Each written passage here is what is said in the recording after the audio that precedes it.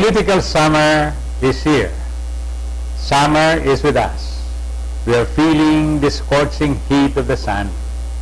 This year, however, it is not only the weather temperature that we are talking about, but the simmering election fever that is just around the corner. May 2016 is a presidential election, and the nation can hardly wait for the incumbent to step down.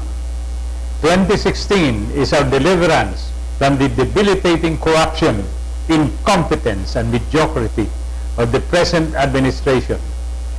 If only the next in line in the ascendancy of power is himself not embroiled in the magma of corruption, the call for President Benigno Aquino to step down would have gained inertia enough to jettison him from Malacanang.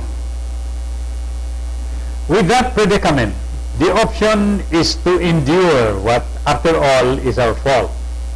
While May 2016 is barely 13 months from now, consider the fact that the filing of one's certificate of candidacy is in October. Among political animals, that is just a few nights of sleep, and already many of them are having sleepless nights. In the case of Vice President Binay, who had been salivating to become president since day one, with the suspension of his son June on the issue of corruption, his nights of quiet sleeps have just turned into a nightmarish slumbers. Let me leave the political scenario in the meantime. I have been hounded by fellow coffee addicts for me to look into my crystal ball and see what are the political movements in Davao del Norte. Part of what I see is still hazy. What is quite visible is that Governor Dolfo de Rosario is busy with his Palarong Pambansa, which will be held in the province this year. The huge sports arena, the best outside of Metro Manila, is ready for the big event. The arena and the Palaro are among the final legacies that Governor de Rosario will leave for the province at the end of his term, which will finally end. But do not count him out. I told him once that politics is good for his health. I do not want to credit myself for what he will do next time, but I believe that he will run for city mayor in the island garden city of Samal. The governor is development-oriented, and I personally knew that he has grandiose plans for the island city. Believe me, much of the development in Samal is on account of Del Rosario's efforts. His next agenda, to turn Talikod Island into the country's top tourist destination. You can pitch in the Samal Bridge. Only achievers like the governor can plan big and implement big plans. Watch him. Tony Boy Florendo, on the other hand, chairman of Anflocor, the biggest agricultural conglomerate in Mindanao, might take a respite from the corporate world and run for Congress in the 2nd District of Davao del Norte. Tony Boy has a task to comply. You see, the venerable Don Antonio Florendo has given him a huge responsibility. What is that?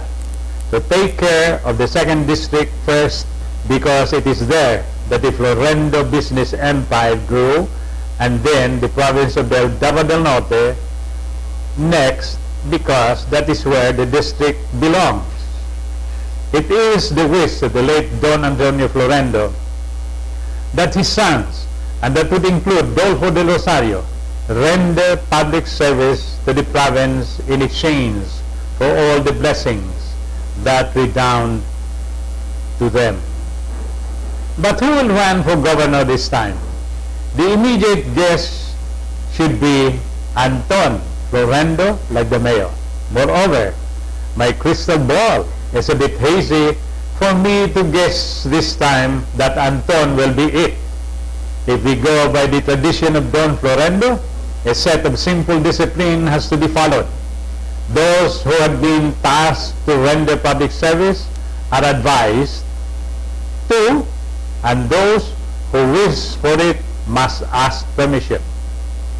Remember that before they plunge into politics, they have to pass through a rigid training, meaning they have to be barangay captains first before aiming for higher posts. Tony Boy Florendo, Anthony Del Rosario, Vincent Florendo, and Anton Lagdameo went through this basic tutelage first. Each time they do, they have to have marching orders.